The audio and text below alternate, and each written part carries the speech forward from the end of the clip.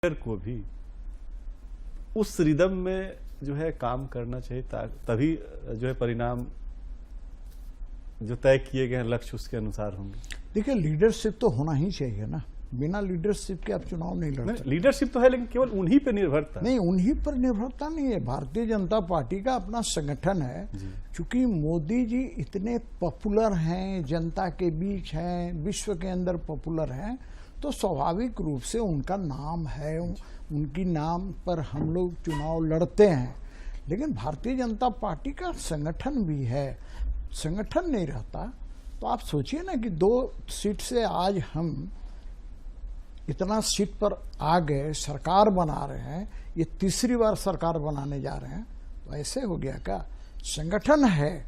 मोदी जी हमारे नेता, जैसे अटल बिहारी वाजपेयी जब प्रधानमंत्री नहीं भी बने थे तो उनका एक नाम था कि अटल बिहारी वाजपेयी, एक चेहरा था। तो आज मोदी जी हम लोगों के चेहरे हैं, ये स्वाभाविक रूप से है। मोदी जी को सब पसंद करते हैं, इसलिए मोदी जी हमारे सर्वमान्य चेहरा है। मतलब आप लोग बैठे नहीं हैं, मतलब आराम में जो आरोप आप लोग पे जो आम आदमी लगाता है कि भाई हम लोग केवल मोदी जी के चेहरा पे वोट दे रहे हैं, इन लोगों की वजह से नहीं दे रहे हैं। नहीं, देखिए ऐसा है, मैं ये नहीं बात कर रहा हूँ। मैं कह रहा हूँ मोदी जी के चेहरा पर तो वोट मिलता ही है, लेकिन संगठन भी है। मेरा ये कहना, बिना संगठन का भाई जनता के बीच कौन जाता है? कार्यकर्ता जाता है। तो सारी चीजें हमारे कार्यकर्ता जो है तन मन धन से लग करके समर्पित भाव से कार्य करते हैं। मोदी जी का चेहरा है। हम जाते हैं तो फिर बोलते हैं, तो बोलता है हम लोग मोदी जी को वोट दे रहे। बात सही है, तो मैं इससे इनकार नहीं करता हूं। मोदी जी का करिश्मा तो है ही। तनु जी, आप लोग को इस बार थोड़ी परेशानी हुई होगी। आपके जो सबसे बड़े नेता हैं वो अस्वस्थ चल रहे हैं, दूसरे नंबर के जो नेता हैं वो जेल में हैं। थोड़ा कैंपेन के दरमियान आपको थोड़ा, देखिए निश्चित रूप से जब भी कोई नेता अनुपस्थित रहते हैं तो उनकी कमी। तनु जी, इसको हम जारी रखेंगे चर्चा। एक अपडेट हमारे पास आ गया, उसको हम जनता को बताते हैं। दुमका से नलिन सोरेन 5087 वोटों से आगे हो गए हैं। सीता सोरेन अब पीछे हो गई है, और नलिन सोरेन का जो है वो वोटों की संख्या जो है वो लगातार जो है वो बढ़ने लगा है। वहीं राजमहल से विजय कुमार हांसदा ने 32,022 मतों से बढ़त बना ली है। उनका भी वोट लगातार बढ़ रहा है, वो लगातार आगे जो है वो बढ़त बनाए हुए हैं। तो वहीं हम दूसरे सीट की बात करें तो लोहरदगा से समीर उरांव, भाजपा के समीर उरांव 38,295 वोटों से आगे पीछे हो गए हैं। वहां से सुखदेव भगत जो है वो आगे चल रहे हैं। लोहरदगा भाजपा का जो है वो सिटिंग सीट है। वहीं लोहरदगा से चमरा लिंडा जो है वो तीसरे नंबर पे चले गए। चमरा लिंडा की बहुत चर्चा हो रही थी, लेकिन तीसरे नंबर पे चले गए। वो 1,18,650 मतों से पीछे चले गए हैं। एक तरह से वो वोट कटवा जो कहा जाता है राजनीति में, वो साबित हुए, तीसरे नंबर पे चले गए। तो वहीं समीर कुमार मोहंती जो जेएमएम के थे, जेएमएम के विधायक हैं और उम्मीदवार हैं, वो लगभग जो है 1,56,000 मतों से पीछे चले गए हैं। विद्युत वरण महतो वहां से आगे जा रहे हैं। संजय सेठ रांची से 1,12,260 मतों से आगे हो गए हैं। मतलब 1 लाख का आंकड़ा संजय सेठ ने मतलब बढ़त बना लिया है, ज्यादा हो गया, 1,12,000 हो गया है। तो वहीं धनबाद से अनुपमा सिंह, जिनको बहुत ही धूमधाम के साथ कांग्रेस ने टिकट दिया था, वो लगातार पीछे हो गई हैं। वो लगभग 92,000 वोटों से जो है वो पीछे हो गई हैं। तो आप गिरिडीह की बात करें तो गिरिडीह में मथुरा महतो अभी दूसरे नंबर पे हैं। सीपी चौधरी 54,765 मतों से लगातार आगे चल रहे हैं। जयराम महतो वहां तीसरे नंबर पे चल रहे हैं। जयराम महतो जो है वो लगभग 91,000 वोटों से ज्यादा वोटों से पीछे चल रहे हैं। बहुत चर्चा उनके नाम की थी, लेकिन वो तीसरे नंबर पे चले गए हैं। अगर हम बात करें दूसरे सीट की, पलामू की, तो वहां ममता भुइयां जो आरजेडी की उम्मीदवार थी, वो जो है वो लगातार पीछे चल रही है। वहां से बीडी राम 1.5 लाख वोटों से आगे चल रहे हैं, लगातार बीडी राम जो है वो बढ़त बनाए हुए हैं। तो हम चर्चा कर रहे थे कि बड़े नेताओं के चुनाव मैदान में चुनाव प्रचार से दूर रहने का क्या नुकसान होता है।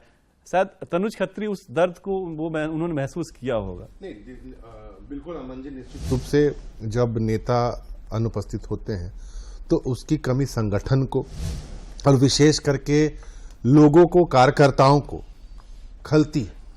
लेकिन आपने और पूरे देश ने ये देखने का काम किया कि हेमंत सोरेन जी की अनुपस्थिति में और आदरणीय शिबू सोरेन जी जो अस्वस्थ लगातार चल रहे हैं, उनकी अनुपस्थिति में किस प्रकार से कल्पना सोरेन जी ने झारखंड मुक्ति मोर्चा की स्टार प्रचारक के तौर पर कमान संभालने का काम किया, प्रचार प्रसार का। और सिर्फ न संभाला बल्कि अपनी गांडे विधानसभा की सीट से अभी वो 25,000 से ज्यादा वोट से आगे चल रही हैं। और बाकी जगहों पर मैं बताना चाहूंगा कि उन्होंने लोकसभा क्षेत्रों में 50 बड़ी सभाएं की, बड़ी रैलियां की। टोटल अगर उनका पूरा जो राजनीतिक सफर रहा उसमें 353 रैलियां रहीं झारखंड के अंदर में। तो इतने कम समय में 353 रैलियां, 50 बड़ी सभाएं, तो जनता से जो जुड़ाव था। देखिए, मैं फिर पुनः कहूंगा कि हेमंत सोरेन जी ने जो 4 साल में जो काम किया है अपने लोगों के लिए, इस राज्य के वासियों के लिए, उसकी कमी को कोई नहीं पूरा कर सकता है। लेकिन एक जो संबंध बनाने का काम हुआ, जो संवाद स्थापित करने का काम कल्पना सोरेन जी ने किया है, हम समझते हैं कि आने वाले समय में भारतीय जनता पार्टी को दूर दूर तक कोई नेता नहीं दिखेगा उनके टक्कर का। ये सिर्फ गांडे चुनाव तक सीमित नहीं रही, उन्होंने अन्य जगहों पर भी पार्टी की कमान को संभालने का काम किया और हेमंत सोरेन जी की बातों को लेकर के, गुरु जी के आदर्शों को ले जाने का, पहुंचाने का और विशेष करके झारखंड के लोगों की आवाज बनने का काम किया। तभी तो देश का तमाम जो मीडिया था वो झारखंड आने का काम किया उन्होंने। मतलब इस चुनाव की उपलब्धि जो है कल्पना सोरेन भी रही आप लोगों के लिए, आपका ये कहना है? नहीं, निश्चित रूप से। और ये तो भारतीय जनता पार्टी ने तो ये सोच लिया था कि हेमंत सोरेन जी को जेल में भेज देंगे तो झारखंड मुक्ति मोर्चा खत्म हो जाएगी, यही कवायद थी। लेकिन झारखंड मुक्ति मोर्चा खत्म नहीं हुई, बल्कि नई ताकत के साथ, नई फ्लेवर के साथ, नई क्लेवर के साथ सामने आई। इसलिए तो प्रधानमंत्री जी ने खुद कहा कि किस प्रकार से वो हिंदू मुस्लिम नहीं करते हैं। चुनाव में हालांकि उन्होंने बखूबी काफी हिंदू मुस्लिम कहा, हिंदू मुस्लिम करने का काम किया। लेकिन जब चुनाव खत्म हो रहे थे, वो लास्ट चरण में चुनाव जा रहे थे, तो वो इंटरव्यू देते पाए गए कि नहीं तो मैं तो। लेकिन वही दूसरी तरफ कंट्राडिक्टरी बात हो जाती है, जो भारतीय जनता पार्टी के लोग कहते हैं कि हमें मुसलमानों से मतलब नहीं है, हमें क्रिश्चियन का वोट नहीं चाहिए। लेकिन प्रधानमंत्री जब जाते हैं, क्रिसमस मनाने जाते हैं, तो कहते हैं कि मैं क्रिश्चियन समुदाय से मेरा बहुत पुराना संबंध रहा है। जब चादर चढ़ाने जाते हैं तो कहते हैं कि बहुत पुराना संबंध रहा है। दुबई जाते हैं तो वहां से कहते हैं कि इस समुदाय से मेरा काफी पुराना संबंध रहा है। बिरयानी खाने एकाएक पाकिस्तान पहुंच जाते हैं तो पुराना संबंध रहा है। तो ये भारतीय जनता पार्टी को आज समझ नहीं आ रहा है कि उसको किसका विरोध करना है, किसको समझना है। क्यों? इसका नतीजा यही है, भारत की, इंडिया की जनता जिस प्रकार से आंकड़े आ रहे हैं, जो आंकड़े इंडिया गठबंधन की तरफ बढ़ते जा रहे हैं, भारतीय जनता पार्टी के लोगों के पास आज जवाब नहीं बचा है। सीपी सिंह साहब, आपके पास काफी बड़े बड़े ट्राइबल लीडर हैं झारखंड में, जिनका नाम है, पूरे देश में नाम है। लेकिन जो 4-5 जो सीटें हैं, ट्राइबल सीटें हैं, वहां की जो स्थिति देख के लग रही है, तो क्या लग रहा है कि उन लोगों का कनेक्ट जो है वो नहीं बन पाया क्या? वो कन्वर्ट नहीं करवा पाए वोट? क्या इश्यू? नहीं, आपने जो प्रश्न किया है बहुत सही किया है। देखिए, जो ट्राइबल सीट्स हैं, तो पिछले विधानसभा में भी आपने देखा होगा कि संथाल परगना से लेकर और जगह की जो सीटें हैं, तो हम लोग सिर्फ टोटल झारखंड के अंदर 28 ट्राइबल सीटें हैं, लेकिन हम लोग 2 ही जीत पाए थे, खूंटी और तोरपा। तो उस समय ही पता, मेरे जैसा व्यक्ति को तो उस समय ही पता चल गया था। इसमें भी क्योंकि देखिए, जो ट्राइबल होते हैं ना, बड़े भोले भाले होते हैं, उनको आप बड़ी आसानी से उन्हीं की भाषा में गुमराह करने में सफल हो जाते हैं। और मेरा ऐसा मानना है कि आज से 3 महीना पहले मेरे को मार्च में एक पर्चा हाथ लगा पंपलेट के रूप में, तो मुझे पता चला कि ये जो ईसाई मिशनरी के लोग हैं, क्योंकि मिशनरी इसीलिए नाम ही दे गया, उन लोगों का मिशन है, तो ये मिशनरी के लोग चूंकि वो ट्राइबल ही हैं, लेकिन वो मिशनरी क्रिश्चियन धर्म अपना लिया है, तो गांव-गांव में जाकर इन लोग के लिए प्रचार करता है, बहलाता है, भाजपा के खिलाफ कान भरता है। तो मुझे कहीं ना कहीं उसका नुकसान उठाना पड़ा है। मेरी नज़र में हम उनको समझाने में विफल रहे हैं, ये मेरा ऐसा मानना है। आपके पास भी तो हर समुदाय के नेता हैं। 3 महीने पहले आपको पता चल गया, 4 महीने पहले पता चल गया, तो आप लोगों ने कुछ काउंटर? नहीं, मैं फिर कह रहा हूँ ना, देखिए मैं कह रहा हूँ ना, बड़े भोले भाले होते हैं आदिवासी, और रिमोट एरिया में खासकर जाकर के यदि वो समझाते हैं आपके बारे में, खिलाफ समझाते हैं, तो वो पहले उनको धरता है, प्लस अपनी भाषा में समझाते हैं तो और उसका इफेक्ट पड़ता है। हम तो स्वीकार कर रहे हैं कि हमारे लोग इसका तोड़ नहीं कर पाए, जो गुमराह किए गए थे उनको सही ढंग से नहीं बता पाए, सच्चाई नहीं बता पाए। देखिए, आज मैं रांची शहर के अंदर भी यदि जाता हूं तो ये स्वीकार करते हैं कि हाँ मोदी जी अनाज दे रहे हैं, हाँ मोदी जी मेरा प्रधानमंत्री आवास बनाया है, मोदी जी ने गैस दिया है, मोदी जी ने हमारे जनधन खाते में पैसा दिया है, सारी चीजें दिया है। लेकिन ये सारे लोग एक ऐसा तुक्का छोड़ देते हैं विपक्ष के लोग, आपको मैं सही बता रहा हूँ, खास करके कांग्रेस और जेएमएम इस मामले में आगे है अफवाह फैलाने में। और क्रिश्चियन समाज बड़े सुनियोजित ढंग से गांव-गांव में जाकर दुष्प्रचार इसी मसले पे क्योंकि जवाबदेह हैं, विधायक दल के नेता हैं अमर कुमार बावरी, वो हम जुड़ने की कोशिश करते हैं उनसे। हमारे संवाददाता दिवाकर कुमार उनके साथ मौजूद है। ओवर टू यू दिवाकर जी।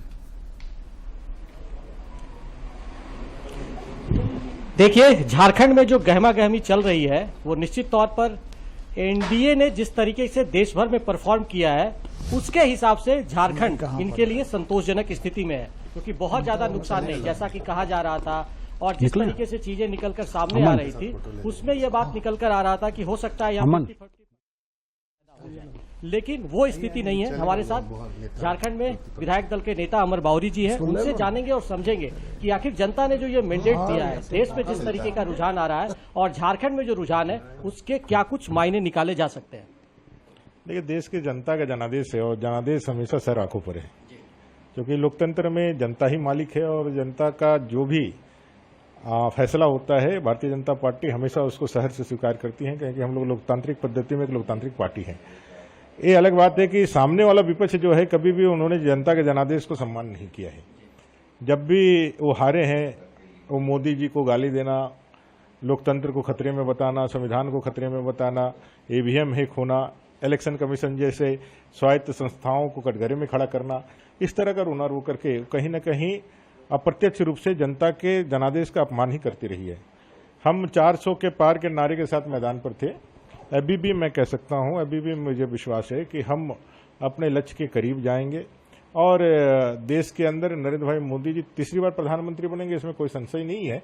लेकिन कुल मिलाकर के झारखंड सहित देश में भी अभी 1-2 घंटे में और स्थितियां साफ होगी, क्योंकि ये बाइपोलर इलेक्शन था। एक तरफ पूरी तरह से ध्रुवीकरण करके इंडिया अलायंस के और तुष्टिकरण की राजनीति को प्रबुद्धता के साथ प्रकाष्ठा पर ले गया, जातीयता को खूब ज्यादा उभारा और नकारात्मक राजनीति करके जितने भी भ्रम फैलाया जा सके अंतर्राष्ट्रीय राष्ट्रीय स्तर पर सभी चीजों का जो भारतीय एंटी बीजेपी जो पूरा एक तंत्र था उसने अपनी पूरी ताकत लगा करके, क्योंकि इस बार उनके लिए अस्तित्व का सवाल था कि भाई इस बार यदि मोदी जी जीतते हैं तो उनके लिए वंशवाद, परिवारवाद, तुष्टिकरण और भ्रष्टाचार की राजनीति का सफाया होगा। लेकिन वो अपने इस कपटपूर्ण एक षड्यंत्र में विफल साबित हो रहे हैं।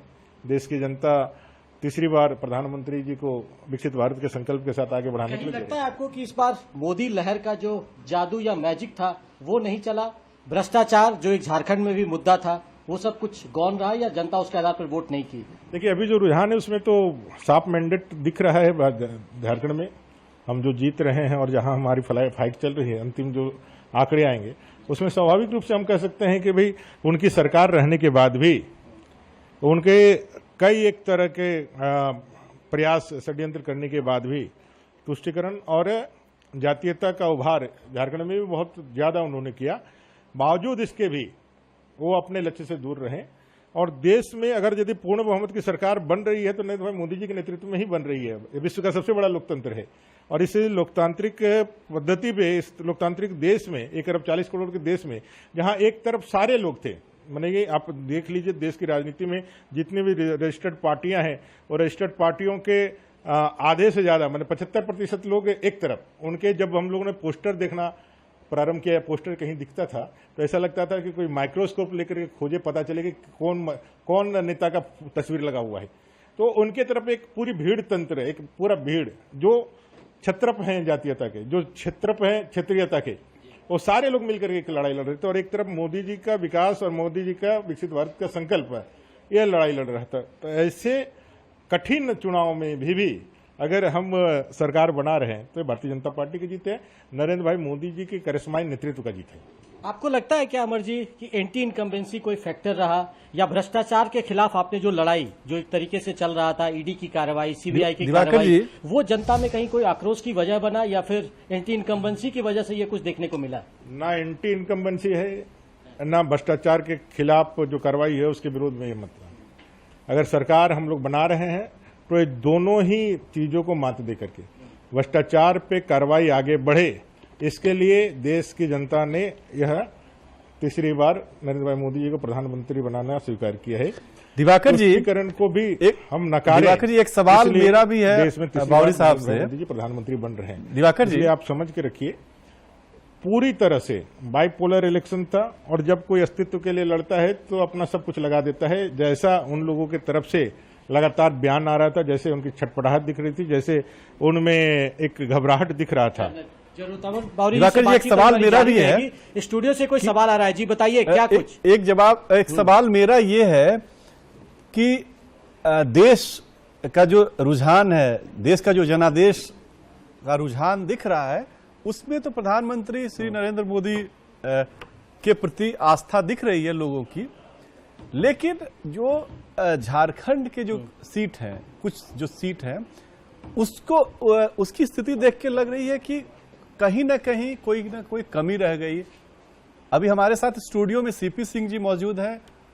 उनका कहना है कि एक वर्ग ने हमें एकदम इग्नोर कर दिया, हमें वोट नहीं दिया। फिर जो एक ट्राइबल समाज है जिसको लेके पिछले 10 सालों में सबसे अधिक काम देखने को मिला, सबसे अधिक योजनाएं आई, वो समाज को किसी ने बरगला दिया।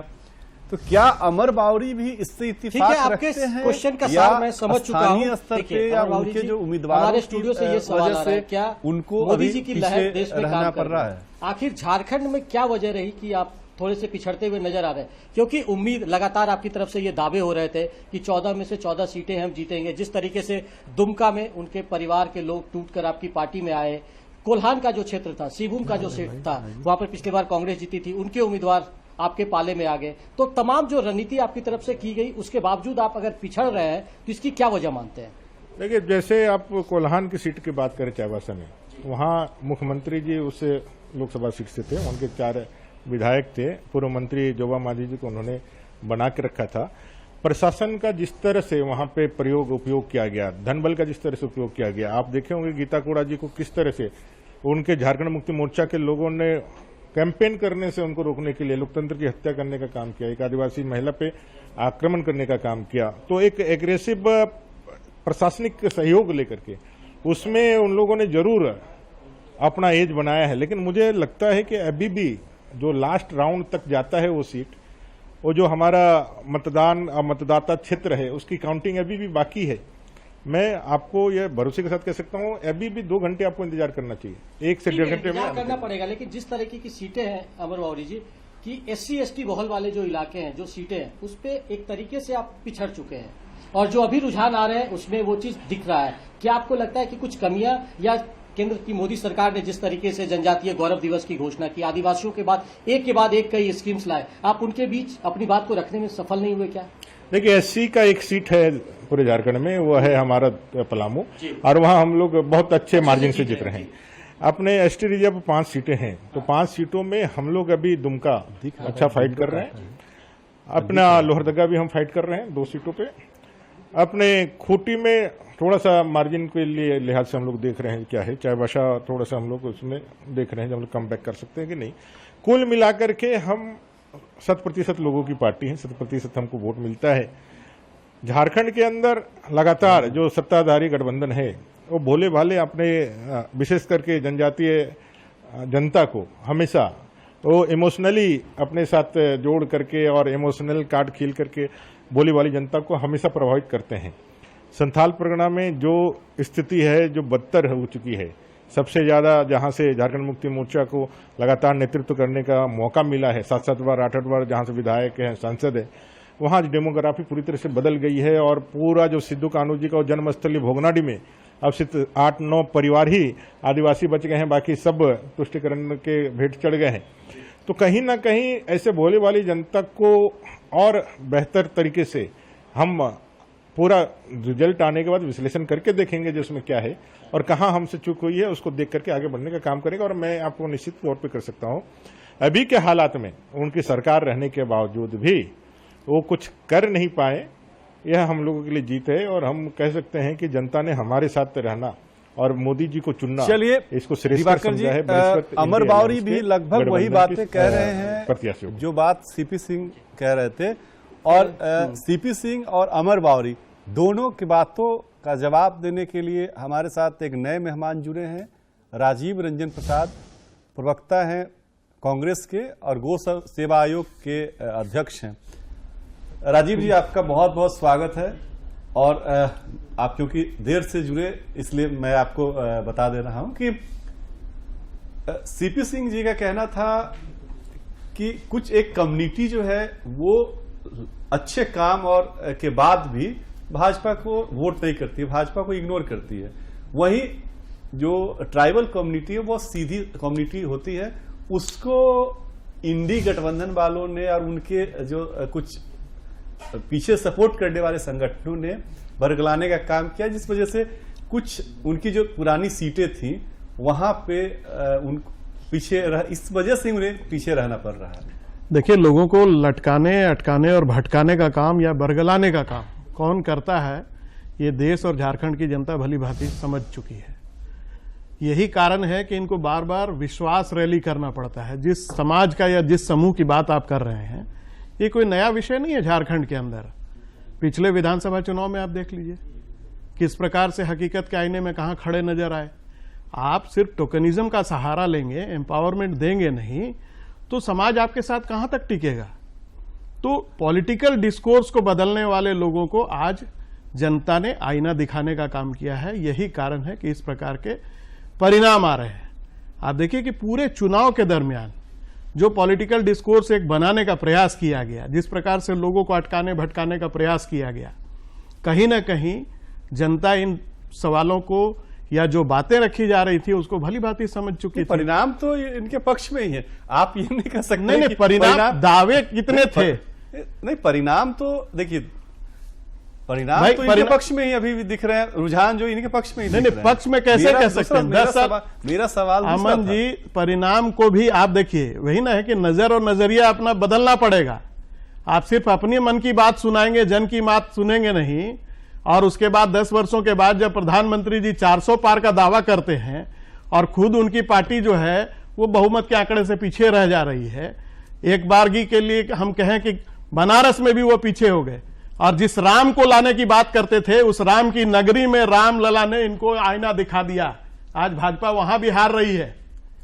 तो पॉलिटिकल डिस्कोर्स क्या होना चाहिए था? महंगाई कहां है, बेरोजगारी के स्तर के लिए आपने क्या काम किया, किसानों के लिए क्या काम किया, ये सारे विषय गौन हो गए। विषय क्या हो गया? मंगलसूत्र, मटन, मछली, मुजरा तक आ गया। तो आप इस तरह के विषयों को लेकर के अगर जनता के बीच में जाएंगे, सीपी सिंह ही इसका जवाब दे सकते हैं। सीपी सिंह, राजीव जी बड़ा आक्रामक में लगता, फ्रेश है पूरा, आए हैं और आते हैं बमबारी। हाँ, ये बात सही है कि अभी जो रुझान दिखा रहा है उसमें कांग्रेस 100 से 5 पीछे है, 95 के आसपास है, तो चेहरे पर तो खुशी होनी ही चाहिए, स्वाभाविक है।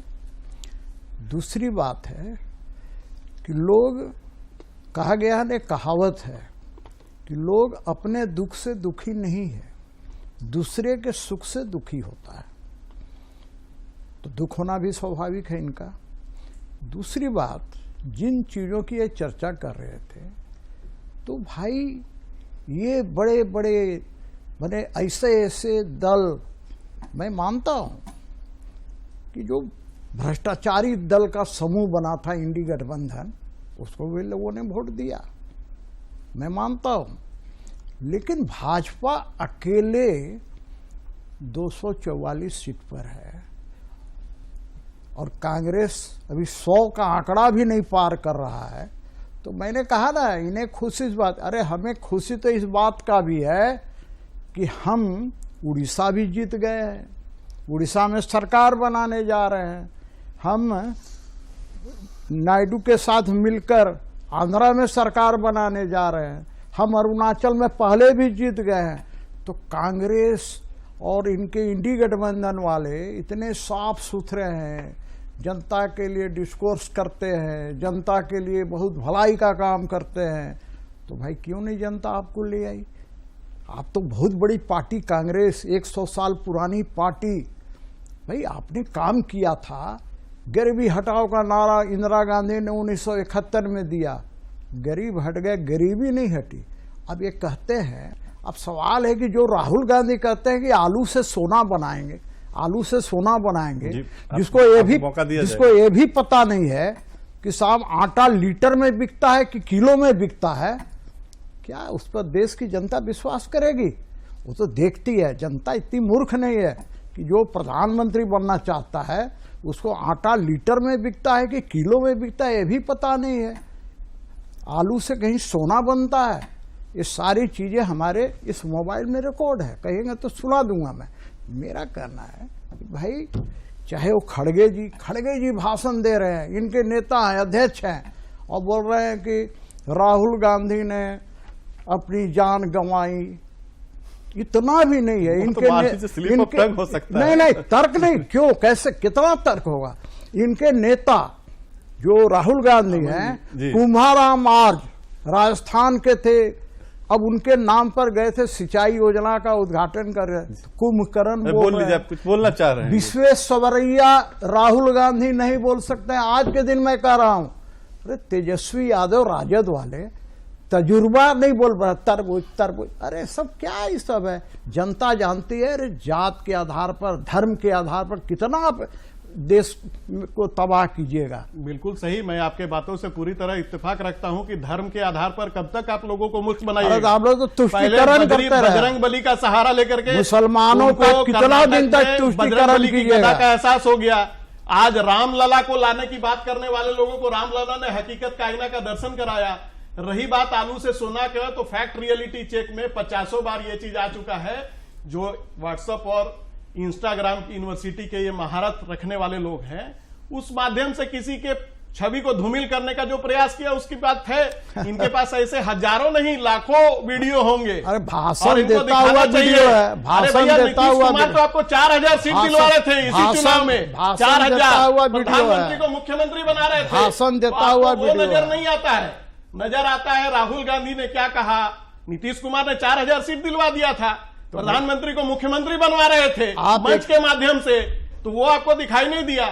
आप तो एक इस प्रकार की बातों से आपका काम चलने वाला नहीं है। आपको एक बात बताना पड़ेगा जो है ना कि राहुल मुद्दे पर बात कीजिए। राहुल गांधी कैसे लीटर आटा देंगे, आएंगे सत्ता में, राहुल गांधी कैसे लीटर आटा देंगे का नजारा आपको दिख रहा है, कैसे देंगे? इंडी गठबंधन और इंडी गठबंधन शुरू से चर्चा वही, भाई 100 नहीं पार कर रहा है कांग्रेस। अरे भैया हम 100 नहीं पार कर रहे हैं, तो आप तो 370 ला रहे थे, हम तो आ गए 370 ला रहे मंत्री से अभी हमारा लक्ष्य था कि आप अपने दावे में नाकामयाब रहे हैं, आपको तत्काल प्रभाव से इस्तीफा देना चाहिए। पहले राहुल गांधी से कीजिए भैया, आप जो इस्तीफा दीजिए ना। जो कल तक 295 सोनिया गांधी ऐसे में तो 295 295 राहुल गांधी 295 खड़गे 295 अब चुनाव खत्म हो गया, केजरीवाल 295 ये सब एक के रात 295 कहाँ गया 295? तो आपके अध्यक्ष जी भी जयराम रमेश को बता रहे थे कि 10 सीट पे जीत चुके हैं, 2 पे थोड़ा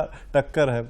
तो आपके अध्यक्ष जी का भी अभी हमने सुना कि वो बता रहे थे जयराम रमेश जी को ऑनलाइन मीटिंग में कि 10 सीट। अब यही तो बोलो कि मैं कहा आपने सुन लिया, जयराम रमेश के फोन में आप लगे हुए थे क्या? नहीं, मुझे भाई कल तक बाबूलाल मरांडी 14 की सीट जीत रहे थे ना। हाँ भाई, नहीं, वही कह रहे हैं कि नेताओं का काम दावा करना, नहीं आप दावा करना, दावा कर क्यों जीत गए? अरे 10 आ गए, अभी और आएंगे। कहाँ है परिणाम, आप ये बताइए ना। आप कहाँ हैं? जनता को गुमराह करना बंद आप तो कीजिए। जेएमएम कांग्रेस सब मिल करके भी नहीं जरूरी है, आप क्यों बनाए एनडीए? अगर आपको इतना ही गुमान था तो आप अकेले दम पर चुनाव लड़ते। हमारा पुराना एनडीए, चंद्रबाबू नायडू के पास, पुराना क्यों एनडीए, गए नीतीश कुमार के पास, क्यों अन्य पार्टियों के साथ मिलकर अरे आपके साथ बना है जो भगवंत मान बोलता था, क्या बोलते थे? भगवंत मान का सुना है, इसके अंदर है भगवंत मान। इसी पार्टियों के बारे में क्या बोलते थे? हम तो मानते हैं कि हम लोग जो संविधान खतरे में था, लोकतंत्र खतरे में था। ये हम इस पर चर्चा जारी रखेंगे। अभी दुमका चलते हैं। दुमका क्योंकि बहुत हाई प्रोफाइल सीट है और वहां लगातार जो है सीता सोरेन आगे रहने के बाद अब पीछे चल रही है। नलिन सोरेन वहां आगे हो गए 5,000 से ज्यादा, हम जो लास्ट अपडेट आपको बताए थे। तो अभी ताजा स्थिति क्या है उस पर हम जानेंगे, लेकिन उससे पहले जो है हम दिवाकर कुमार जो है उनके पास चलते हैं। Diwakar Kumar, over to you Diwakar ji. देखिए, लगातार जो रुझान आ रहे हैं बीजेपी के लिए उतने उत्साहजनक तो नहीं है, लेकिन इस बात को लेकर एनडीए गठबंधन खुश है कि सरकार उनकी बनने जा रही है। हमारे साथ राज्यसभा सांसद आदित्य साहू जी है। किस तरीके से अभी जो रुझान आया है, कुछ सेटबैक है आपके लिए? नहीं, कहीं कोई सेटबैक नहीं है। तीसरी बार प्रधानमंत्री के रूप में देश की सेवा आदरणीय नरेंद्र मोदी जी फिर एक बार करेंगे और लोगों ने आशीर्वाद दिया। सीटें घटती बढ़ती रहती है, लोकतंत्र में जनता का जो निर्णय है वो सर्वोपरि है। इसलिए जनता का सेवा निस्वार्थ भाव से 140 करोड़ देशवासियों का बिना भेदभाव किए आदरणीय नरेंद्र मोदी जी ने लोगों का सेवा करने का काम किया है। कोई बिना लोभ लालच का, कोई जाति पाति नहीं, कोई तुष्टिकरण की राजनीति नहीं, बिल्कुल अपना परिवार के सदस्यों में सेवा करने का काम किया। जनता जो मैंडेट देती है उसको भारतीय जनता पार्टी एनडीए उनका अभिवादन करती, स्वीकार करती है। लेकिन नरेंद्र मोदी जी फिर पूर्ण बहुमत के साथ देश के प्रधानमंत्री बनेंगे। किस तरीके से झारखंड में जो रुझान अभी आ रहे हैं, आप सिंगल डिजिट में आपका गठबंधन पहुंचने की स्थिति में नजर आ रहा है, क्या लगता है कुछ कमियां रह गई? मोदी जी की जो उपलब्धियां थी वो जनता के बीच लेकर नहीं जा पाया? नहीं, कमियां भारतीय जनता पार्टी और एनडीए की तरफ से कुछ नहीं, बल्कि जो इंडी गठबंधन के लोग थे, कांग्रेस जेएमएम आरजेडी के लोग, फिर से झारखंड की जनता को गुमराह करने में कुछ सीटों में मुझे लगता है कि उनकी सफलता मिली है। और इस प्रकार से झूठे बातें बोल करके, धोखा दे करके, प्रलोभन दे करके इनका स्वभाव रहा है कि जब जब भी चुनाव का समय आता है तो लोग लुभावन बातें करके, गुमराह करके इन सब वोटों को ठगने का काम करते हैं। मुझे लगता है कि 2-3 सीटों में फिर वो इस मामले में आगे मुझे लगता है कि आगे निकलेंगे।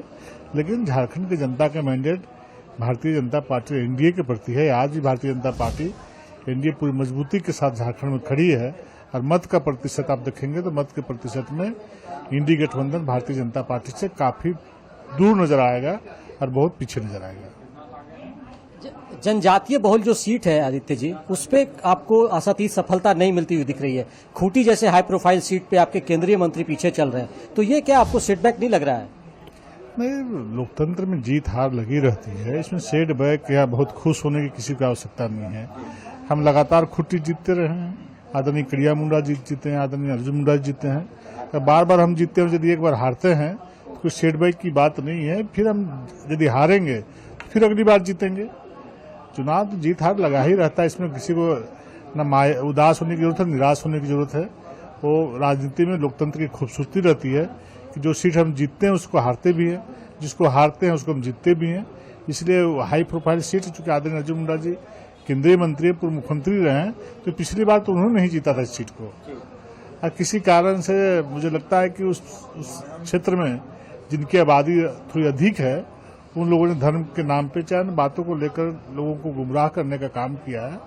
तो खुद उस क्षेत्र की जनता महसूस करेगी कि किस प्रकार से आदरणीय अर्जुन मुंडा जी ने उस क्षेत्र के लोगों का सेवा किया था, विकास करने को कार्य किए थे। और यदि उसको स्वीकार लोगों ने नहीं किया है तो मैं समझता हूँ कि दुर्भाग्यपूर्ण स्थिति है। उनको तुरंत 3 महीने के अंदर पता चल जाएगा कि भारतीय जनता पार्टी के नेतृत्व में जो हमारे अर्जुन मुंडा जी जीते थे, जो काम कर रहे थे, और जो वर्तमान प्रत्याशी जीत के आएंगे वो क्या काम करेंगे, बिल्कुल अंतर स्पष्ट जाएंगे आरके नीरज के पास, जो दुमका में जुड़े हुए सकारात्मक हैं। और क्योंकि दुमका बहुत हाई प्रोफाइल सीट है, वहां लगातार जो है वो आगे पीछे चल रहे हैं दोनों जो बड़े नेता हैं, सीता सोरेन और नलिन सोरेन। हम जानेंगे कि अभी ताजा हालत वहां क्या है, हालात क्या है, आखिर नलिन सोरेन कितने मतों से आगे हैं और सीता सोरेन कितने वोटों से पीछे चल रही हैं। आरके नीरज, आप क्या मेरी आवाज सुन रहे हैं? नीरज जी, आप मेरी आवाज सुन रहे हैं? अब तक आ रही है? हाँ नीरज जी, अभी मेरी आवाज अब तक आ रही है? हाँ आ रही है। नीरज जी ये बताइए, दुमका में अभी ताजा हालात क्या है, कितने जो है वो राउंड का मतगणना हो चुका है और कितने की बढ़त है नलिन सोरेन की? देखिए, टोटल तो 24 राउंड में नतीजे आएंगे। शुरुआती 5 दौर में जो राउंड हुआ उसमें भारतीय जनता पार्टी की सीता सोरेन आगे रही, लेकिन अंतिम जो 2 राउंड हुआ उसमें अभी अंतिम देखेंगे तो 3000 के करीब मतों से नलिन सोरेन आगे चल रहे हैं। और ये एक जो अनुमान था, उस अनुमान को से थोड़ा सा अलग ये नतीजे अगर इस तरह से जाता है तो वो होगा। और यहाँ देखना बड़ा दिलचस्प होगा कि भारतीय जनता पार्टी इस सीट को अब 9वीं बार अपने पास लेती है या फिर झारखंड मुक्ति मोर्चा 9वीं बार इस सीट को अपने पास लेता है, या भारतीय जनता पार्टी इस सीट को होती है, क्योंकि भारतीय जनता पार्टी की जीती हुई सीट है। पिछली बार भी भारतीय जनता पार्टी यहाँ से अच्छे मतों से जीती थी। जी देखिए, इस बार कहा गया दुमका में कि नाला वाले इलाके में बहुत अच्छी वोटिंग हुई और कहा गया कि वो क्योंकि जब बाबूलाल मरांडी भी जीतते थे तो कहा जाता था कि उसी इलाके के वोट से भाजपा जीतती है। तो इतना अभी मैं ये जानना चाहता हूं कि जो वोटों की गिनती जो हुई है वो किस इलाके की गिनती हुई है? दुमका प्रॉपर दुमका? देखिए, ये वोट उधर की जी नहीं, प्रॉपर दुमका की नहीं, अभी ये उधर का ही मत आया है, वोट आया है। और कुल मिलाकर के देखें तो वोटिंग परसेंटेज इस बार पिछली बार से ज्यादा रहा। तो ये अनुमान था कि ये नतीजे भारतीय जनता पार्टी के लिए अच्छे होंगे, लेकिन जो अब तक शुरुआती रुझान के बाद के जो 2 रुझान है उसमें लगता है कि भारतीय जनता पार्टी के लिए चिंता का मसला होगा। और महिलाओं ने जिस तरह से खुलकर वोट किया था तो उसमें भी ये उम्मीद दिखी थी कि वो भारतीय जनता पार्टी के पक्ष में ही मतदान महिलाओं का होगा, लेकिन अभी के रुझान के हिसाब से ये अनुमान से थोड़ा अलग गया है। जी जी इसीलिए लग रहा है कि कहा गया कि इस पर वोटिंग परसेंटेज भी दुमका का थोड़ा अधिक रहा, तो लोगों को ऐसी उम्मीद थी कि ये वोट हो सकता है कि सीता सोरेन के लिए डाले गए हों। और खैर ये मैं जानना चाहता हूं कि जामा में क्या स्थिति, जामा की गिनती होगी जहां से सीता सोरेन अभी विधायक हैं, उस इलाके की गिनती हो गई है या अभी होनी बाकी है? नहीं, अभी उसकी गिनती होनी बाकी है और वहां का नतीजा भी अभी आना बाकी है। और वो वहां से 3 बार विधायक रही हैं। ये देखना होगा कि लोकसभा चुनाव में ये कितना कन्वर्ट करता है, क्योंकि एक चीज हमको ये भी ध्यान रखना होगा कि अगर भारतीय जनता पार्टी के अंदर भीतरघात होता है तो सुनील सोरेन भी जामा से ही थे और जामा के लोगों ने ही उनको लोकसभा चुनाव में देखेंगे तो उनको वोट ज्यादा मिला था विधानसभा के मुकाबले। तो ये यहाँ देखना दिलचस्प होगा कि सुनील सोरेन का भी ये इलाका है और सीता सोरेन का भी है। तो क्या और जो झारखंड मुक्ति मोर्चा का कैडर है जिसपे उम्मीद थी कि सीता सोरेन के लिए वो कुछ काम करेगा, तो वो ऐसा कुछ दिखा नहीं वहां पे। सीता सोरेन के आने से बहुत ज्यादा बदलाव भारतीय जनता पार्टी के पक्ष में हुआ ऐसा कम रहा। अच्छा। नरेंद्र मोदी के नाम पर लोगों ने वोट ज्यादा की। सीता सोरेन की पहचान 3 बार की सांसद विधायक जरूर रही, लेकिन उनकी कोई ऐसी पहचान जो कि पूरे लोकसभा क्षेत्र के अंदर बहुत हो, ऐसा नहीं था। तो इसलिए ज्यादातर जो ये वोट है वो तो मोदी जी के पक्ष का के नाम पर का वोट है, सीता सोरेन के नाम का वोट कम था। ये तो माहौल शुरू से ही दिख रहा जी। तो मतलब अभी 24 राउंड होने हैं, कितने राउंड हो गए? 7 राउंड हो गए हैं जी। जी। चलिए आर के नीरद, आप जो है वो नजर बनाए रखिए, फिर हम आपसे अपडेट लेंगे। हमारे साथ संजय रंजन सिंह भी जुड़ गए हैं, आजसू के नेता हैं, हम उनका भी स्वागत करेंगे। सीपी सिंह साहब, चुनाव प्रचार में भी दिखा, अभी नीरद भी वही कह रहे हैं कि लोकल जो लीडरशिप है वो ज्यादा इम्पैक्टफुल, सीता सोरेन के आने से ऐसा नहीं हुआ कि बहुत ज्यादा जो है वो वोटों का परसेंटेज हुआ। शायद इसी वजह से इस बार जो प्रचार का थीम था कि प्रधानमंत्री जी के नाम पे मतलब नरेंद्र मोदी को वोट दें, इस तरह का थीम था। देखिए, मैं तो वहां गया नहीं था जी। नहीं, हर सीट पे की बात नहीं, मैं हर सीट के बारे में नहीं बता सकता हूं, लेकिन इन जनरल ये बात सही था कि भाई मोदी जी सिर्फ देश के नहीं बल्कि विश्व के लोकप्रिय नेता हैं और उनके नाम का करिश्मा जरूर था, लेकिन समीकरण कुछ ऐसे बनते हैं आप लाख चाह करके भी उस समीकरण को नहीं तोड़ सकते। तो मैं बार बार समीकरण की बात कर रहा हूं। देखिए, चुनाव में सिर्फ आप एक नाम पर ऐसा नहीं होता है। ये तो 1977 में मैंने देखा है कि उस समय जनता पार्टी की लहर थी, क्योंकि कांग्रेसियों ने जो इमरजेंसी लगाया था, लोकतंत्र को समाप्त किया था, उसके बाद जनता ने एक तरफा वोट जनता पार्टी के लिए किया था। तो मेरा ये कहना है कि भाई अभी जिस दुबका की आप बात कर रहे हैं, तो अभी आपने देखा होगा कि अभी 7 ही राउंड हुआ है, 24 राउंड होना है। तो मैं ये कहूँगा कि भाई अभी 17 राउंड होना है, तो कुछ भी हो सकता है।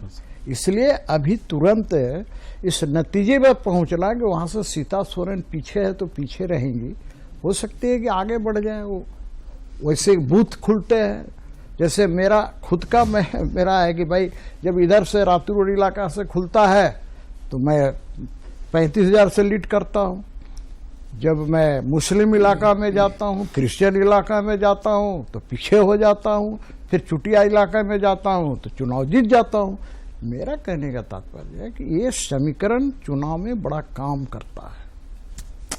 लेकिन एक चीज तो मुझे समझ में आ रहा है कि नरेंद्र मोदी जी के नाम पे वोट पड़ रहा है, ठीक है, लेकिन आपके जो उम्मीदवार जो भी अभी आगे हैं, वो लग नहीं रहा है कि आपके किसी बड़े लीडरशिप के इक्वेशन, उनके विश्वास पे वोट उनको मिला है। क्योंकि कालीचरण मुंडा को आप देखिए, उनकी अपनी मतलब पकड़ है। लेकिन निश्चित रूप से मैं आपकी भावनाओं से क्योंकि हाँ ना, हाँ जी, पूरी तरह सहमत हूँ। जी। चुनाव में कई विषय आते हैं, जनता से कनेक्ट, 5 वर्षों तक लगातार जनता के बीच में उसकी उपस्थिति, ये सारे विषय आते हैं। तो कालीचरण मुंडा जी जमीन से जुड़े हुए नेता रहे हैं, गांव-गांव में उनकी पकड़ है, जाना आना लगातार। चुनाव हारने के बाद भी उन्होंने जमीन कभी नहीं छोड़ा और वो लगातार जनता के बीच में रहे, मुद्दों के आधार पर आंदोलन भी किया, लोगों के बीच में गए, उनके उत्सव में, उनके दुख में, सब में शामिल होते रहे। और ये जरूरी होता है कि लोग इन चीजों का भी आकलन करते हैं। तो यही कारण है कि आज भले ही अभी परिणाम नहीं आए हैं, लेकिन हमें पूरी उम्मीद है कि वो बड़े अंतर से चुनाव जीतेंगे। 1 लाख से ज्यादा वोटों से वो आगे चल रहे हैं, तो उससे यही लगता है कि उनका अपना, या सुखदेव भगत जो आगे चल रहे हैं, उनका अपने प्रत्याशियों का जो है वो करिश्मा भी काम, बिल्कुल लीडरशिप से ज्यादा। बिल्कुल, जनता जनप्रतिनिधि, यही तो हम लोग कहते हैं, बार बार कहते हैं, हर मंच से कहते हैं, पूरी शिद्दत के साथ कहते हैं कि हम अपना जनप्रतिनिधि चुन रहे हैं। ये चुनाव मेंबर ऑफ पार्लियामेंट का है, न कि प्रधानमंत्री का चुनाव है। तो मैंने कहा, डिस्कोर्स की बात मैंने इसलिए कही कि विमर्श को बदलने का जो प्रयास किया जाता है ना, वहीं पर लोग, जनता भी अब इन चीजों को समझ गई। थोड़ा बीच में मैं बोलूंगा, राजीव रंजन जी बात कर रहे हैं, मैं उससे असहमत नहीं हूं। कनेक्ट होना ही चाहिए, कनेक्ट नहीं होंगे तो क्यों वोट देंगे? लेकिन एक बीच का प्रश्न है मेरा, अब इन्हें बताना चाहिए कि राहुल गांधी वायनाड 5 साल में कितनी बार गए, कौन सा जनता से कनेक्ट हुए हैं। अभी आए रायबरेली, तो भाई वहां कौन सा सोनिया गांधी रोज वहां घूमती थी, गांवे गांव, घरे घर, शादी में, ब्याह में, मरनी में, सतैसा में, छठी में। भाई बात वही है, मैंने कहा ना कि बहुत सी चीजें, बहुत चीजों का समीकरण। ये मुद्दा भी सही है। हम खूंटी चलते, जब खूंटी पे इतनी चर्चा हुई तो हम सीधे खूंटी चलते हैं। वहां ज्योत्सना डांग हमारे साथ मौजूद हैं। ज्योत्सना, आप मेरी बात सुन रही हैं? ज्योत्सना, आपको मेरी आवाज सुनाई दे रही है?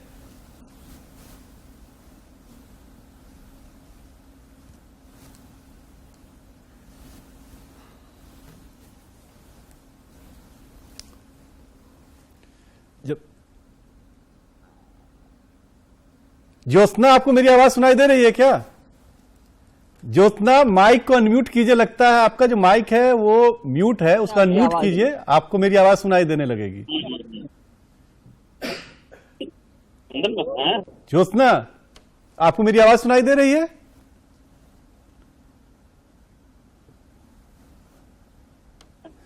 ज्योत्सना, आपको सरकार देखिए आप लोग जी, आपकी आवाज सुनाई दे रही है। अभी ताजा हालात क्या है वहां पे? कितने राउंड हो चुके हैं और अभी कितने वोटों से खूंटी लोकसभा के लिए 10 राउंड तक की गिनती हो गई है और 10वें राउंड में कांग्रेस के कालीचरण मुंडा जी 1,17,626 मतों से आगे चल रहे हैं।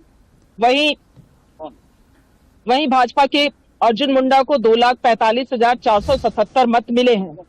इस तरह से लगातार जैसे ही पहली राउंड की गिनती आरंभ हुई, उसी समय से लगातार कांग्रेस के कालीचरण मुंडा बढ़त बनाए हुए थे और अभी तक जो गिनती हुई है 10वें चरण तक, तब तक 1 लाख से अधिक मतों से कांग्रेस के कालीचरण मुंडा आगे हैं। जी, मतलब अब सिर्फ 6 राउंड की गिनतियां होना है, क्योंकि मुझे लगता है कि खूंटी सबसे कम राउंड खूंटी में ही होने हैं, 16 राउंड। तो झारखंड से पहला रिजल्ट जो है वो खूंटी से ही आएगा। 10 राउंड हो गए हैं। में सबसे कम राउंड की गिनती होनी है और 10 राउंड हो गए हैं और अब कुछ ही क्षणों में यहाँ की जो वस्तु स्थिति है, यहाँ का जो रिजल्ट है, परिणाम है, वो जनता के सामने आ जाएगा और पूरी पिक्चर यहाँ साफ हो जाएगी। जी, तो ये अभी किस क्षेत्र की गिनती हो गई? केवल खूंटी, जो प्रॉपर खूंटी विधानसभा है वहां की हुई है या सिमडेगा वाले इलाके की भी हुई है? जी, खूंटी के जितने भी विधानसभा क्षेत्र है, खूंटी विधानसभा, तोरपा विधानसभा, कोलेबिरा विधानसभा, तमाड़, खरसावां और सिमडेगा, सभी विधानसभा क्षेत्रों की गिनती हो चुकी है और उसमें अभी ये 10वें राउंड की गिनती हुई है और जो पोस्टल बैलेट है उसकी भी गिनती जारी है, लेकिन उसका रिजल्ट अब तक नहीं आया है। अच्छा, उसमें कालीचरण मुंडा 1 लाख से ज्यादा मतों से आगे। अर्जुन मुंडा वहां पे है क्या मौजूद? उनसे बात हुई क्या आप लोगों की?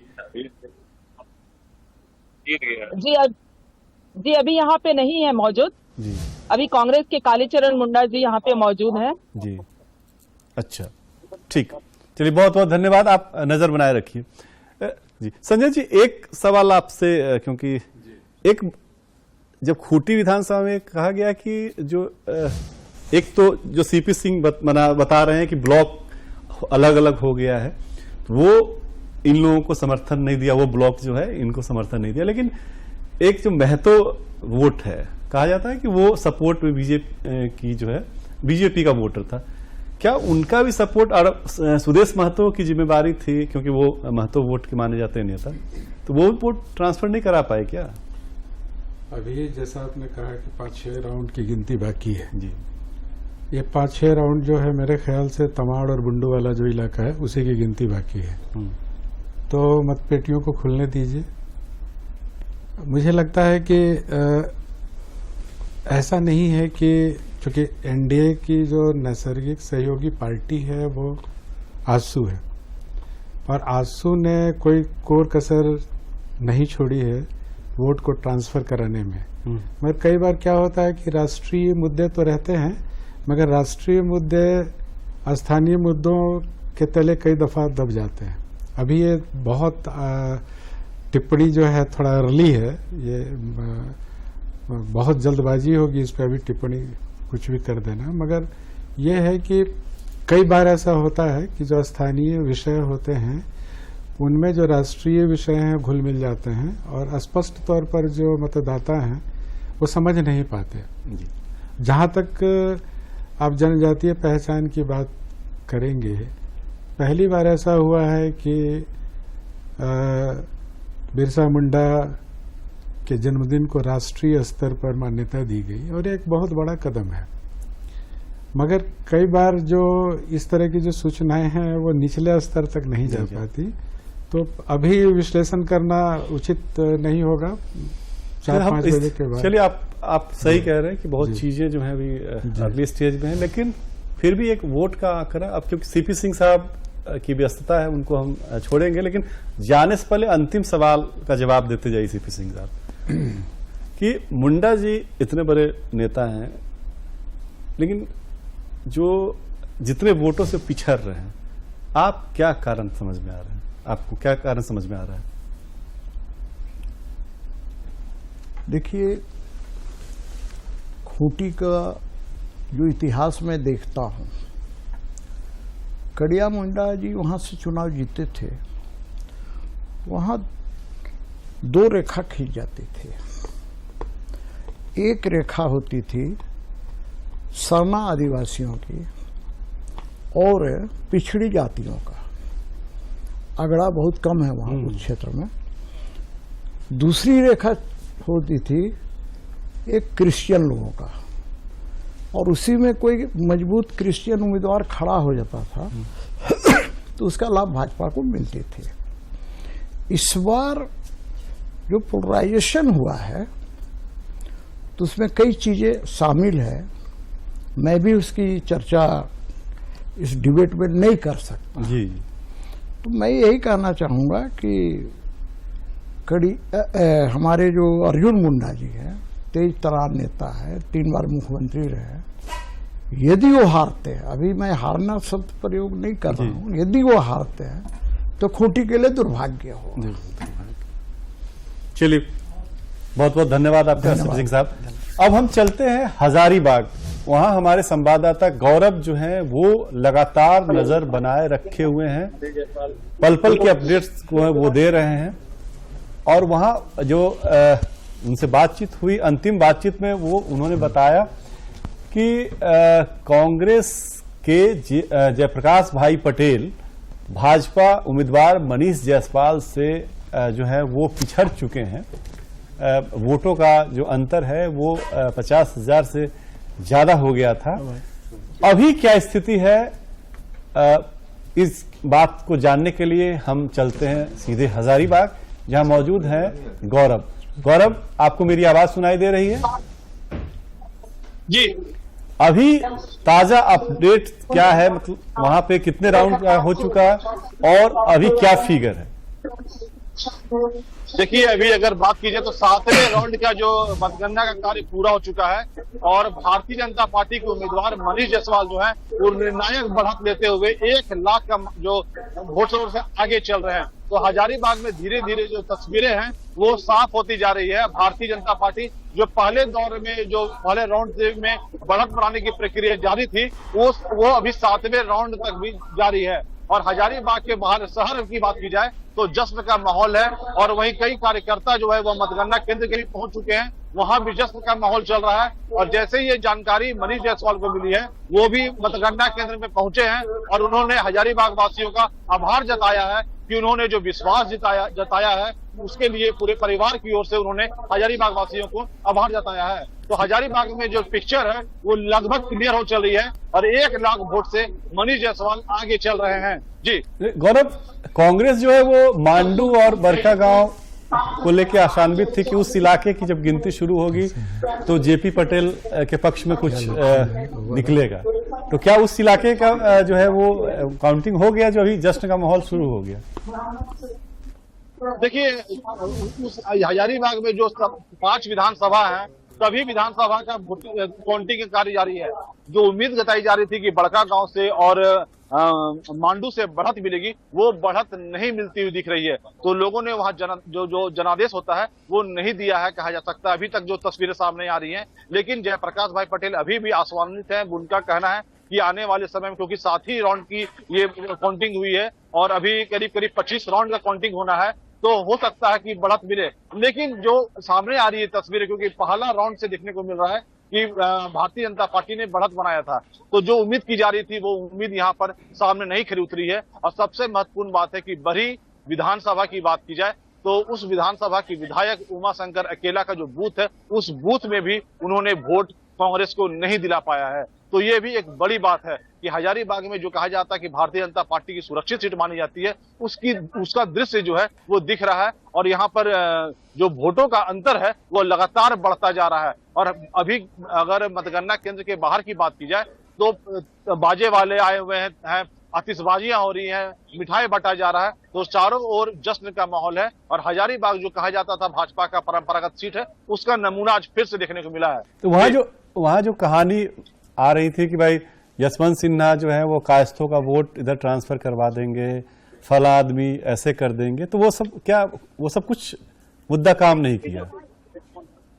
देखिए, एक मैजिक कहा जा रहा था कि यशवंत सिन्हा का मैजिक चलेगा, लेकिन हजारीबाग वासियों ने उस मैजिक को नकार दिया है। यहाँ उनका मैजिक नहीं चला। उन्होंने कई बार बैठकें भी की थी। अपर खास करके जातिगत समीकरण को उन्होंने सुदृढ़ करने की कोशिश किया था कि अपर कास्ट जो है वो उनके साथ आए और कांग्रेस को मत दे, लेकिन वो तस्वीर यहाँ नहीं दिखी है। यशवंत सिन्हा का जो उन्होंने अपील किया था, लगातार अगर देखा जाए तो सोशल मीडिया में वो काफी एक्टिव भी हुए थे और लोगों से अपील भी किए थे। यही नहीं, उन्होंने यहाँ पर एक कार्यक्रम में मंच भी साझा किया था और कई प्रहार भी किए थे भारतीय जनता पार्टी के ऊपर। लेकिन हजारीबाग वासियों ने उस जो उनका कैंपेनिंग किया था उसे नकार दिया और यहाँ पर वोट जो है वो भारतीय जनता पार्टी को मिली है, जिसका ये तस्वीर उभर कर सामने आ रही है। मतलब वो जो विरोध दिख रहा था या जो बातें हो रही थी वो ब्लोअर की हवा की तरह था कि वो मौसम सुहाना था, लेकिन ब्लोअर की हवा जो है वो गर्म हवा जो है वो दे रही थी। जी एकदम सही कहा जाए। जी वही एकदम सही कहा कि उन्होंने एक बबल बोलते हैं हम लोग ना, बबल तैयार किया गया था। वो बबल फटा, लेकिन उसमें वो बबल जो है वो कांग्रेस के सपोर्ट में नहीं था बल्कि भारतीय जनता पार्टी के सपोर्ट में था। तो ये तरह की बातें आ रही थी। शुरू पहले दिन से ही यहाँ पर एंटी कैंपेनिंग चलाया गया था, लेकिन उसका असर हजारीबाग में नहीं दिखा है और भारतीय जनता पार्टी एक बड़ी अच्छी जीत की ओर आगे बढ़ रही है। और खास करके कहा जाए तो उनके घर में भी जश्न का माहौल है। उनकी पत्नी निशा जायसवाल मतगणना केंद्र पहुंची है, उन्होंने भी आभार जताया है। तो हजारीबाग में वो जो हजारीबाग में जो कहा जा रहा था कि कांग्रेस की बढ़त देखने को मिलेगी, वो बढ़त देखने को नहीं मिली है। और भारतीय जनता पार्टी के उम्मीदवार जो है मनीष जायसवाल को लोगों ने अपना समर्थन दिया, अपना विश्वास जताया है, उसकी तस्वीरें सामने आ रही है। चलिए, बहुत बहुत धन्यवाद। आप नजर बनाए रखिए, हम आगे आपसे अपडेट लेंगे। राजीव जी, ये तो बड़ा गंभीर मामला हो गया। कांग्रेस सबसे ज्यादा आशान्वित थी हजारीबाग को लेके। निश्चित रूप से आशान्वित तो हर सीट पर थी कांग्रेस, लेकिन चुनाव बहुत सारे उसके कारक होते हैं। उन कारणों की भी समीक्षा की जाएगी कि किन कारणों से ऐसा हुआ।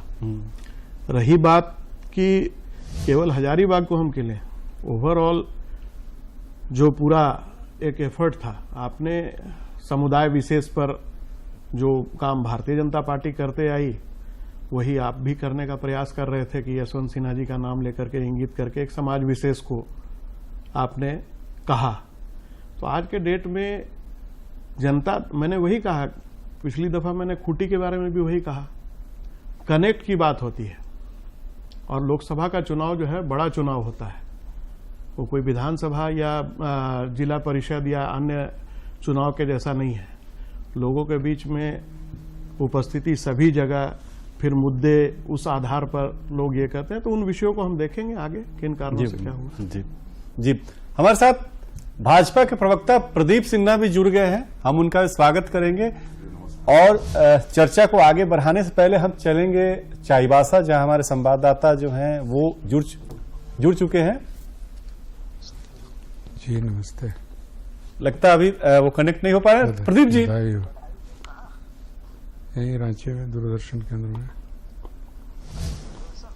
जी दिलीप, बता दूं कि 10वें राउंड की गिनती अभी पूरी हो चुकी है और इस वक्त 80,000 से ज्यादा वोटों से जोबा मांझी आगे चल रही हैं। जी, तो क्या ये जगन्नाथपुर वाला जो इलाका है, आदित्यपुर वाला जो इलाका है, जो उस इलाके की भी जो है वो काउंटिंग हो गई? क्योंकि गीता कोरा इन्हीं क्षेत्रों से ज्यादा आशान्वित नजर आ रही थी।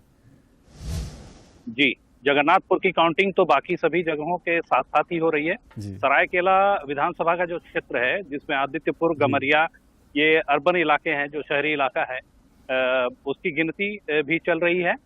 लेकिन सरायकेला एक ऐसा विधानसभा क्षेत्र है जहां सबसे ज्यादा वोटर हैं और उसकी गिनती के जो राउंड है वो भी सबसे ज्यादा है। मतलब 24 राउंड की गिनती सरायकेला विधानसभा क्षेत्र में होनी है और उसके बाद चाईबासा विधानसभा क्षेत्र है जहां 21 राउंड की गिनती होनी है और बाकी जितने विधानसभा क्षेत्र हैं उनकी गिनती उससे कम ही राउंड पर खत्म हो जाएगी। तो अभी तो 10 राउंड की गिनती हुई है और जिसके बाद जो आंकड़े सामने आए हैं उससे 80,000 का फासला अभी जोबा मांझी के पक्ष में दिख रहा है। हालांकि पहले राउंड से ही जोबा मांझी लीड करती आई हैं और 6वें राउंड के बाद से ये लीड करने का जो एक रेशियो था वो थोड़ा कम हुआ है और अभी भी हालांकि एक निर्णायक लीड कह सकते हैं इसको। जी जी, मतलब कितने राउंड वहां होने हैं? 24 राउंड सरायकेला विधानसभा क्षेत्र में 24 राउंड होने हैं। चाईबासा विधानसभा क्षेत्र में 21 राउंड होने हैं और बाकी जितने विधानसभा हैं वहां 16-17 राउंड इस तरह से हैं। मतलब 6ठे राउंड के बाद जो है वो अंतर कम हो रहा है, आपका कहना है? जी, अंतर कम हुआ है जी, लेकिन लीड ही है उनकी। लीड ही। चलिए, आप नजर बनाए रखिए, हम फिर आपसे जुड़ेंगे। प्रदीप जी, ये तो हजारीबाग ने आपको खुश किया, लेकिन चाईबासा ने तो फिर आपको दुख ही दिया होगा। देखिए, ऐसी बात नहीं है कि किसी सीट पर अगर प्रत्याशी की उम्मीदों के अनुरूप अगर प्रदर्शन न हो तो दुखी होने के बजाय मैं समझता हूं कि इसका विश्लेषण किया जाता है कि आखिर कमी कहां रह गई। और आपको पता है कि चाईबासा में जब हम लोगों ने 2023 में तैयारी शुरू की, जनवरी के महीने में जब अमित शाह आए थे, तो बहुतों ने कहा कि अभी मतलब बेगानी शादी में अब्दुल्ला दीवाना बिन बेमौसम की बरसात हो रही है।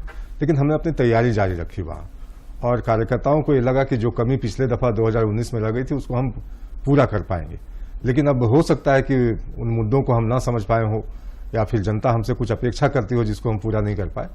तो अभी जो प्रत्याशी दिख रहा है कि मतों का अंतर काफी ज्यादा है, लेकिन अभी आपने जैसा सहयोगी से आप चर्चा कर रहे थे कि अभी कई राउंड की गिनती बाकी है, तो इसलिए जब तक अंतिम परिणाम चुनाव आयोग की ओर से नहीं आ जाता है तो बहुत टिप्पणी करना मैं समझता हूं जल्दबाजी होगा। जल्दबाजी। चलिए, तो हम अंतिम तक उस पर नहीं, ठीक है, आपकी बात भी सही है। चलिए, आप इंतजार कीजिए। इस बीच हम चलते हैं झारखंड मुक्ति मोर्चा के कार्यालय, जहां पे हमारे संवाददाता के साथ सुप्रियो भट्टाचार्य जी जुड़े हुए हैं।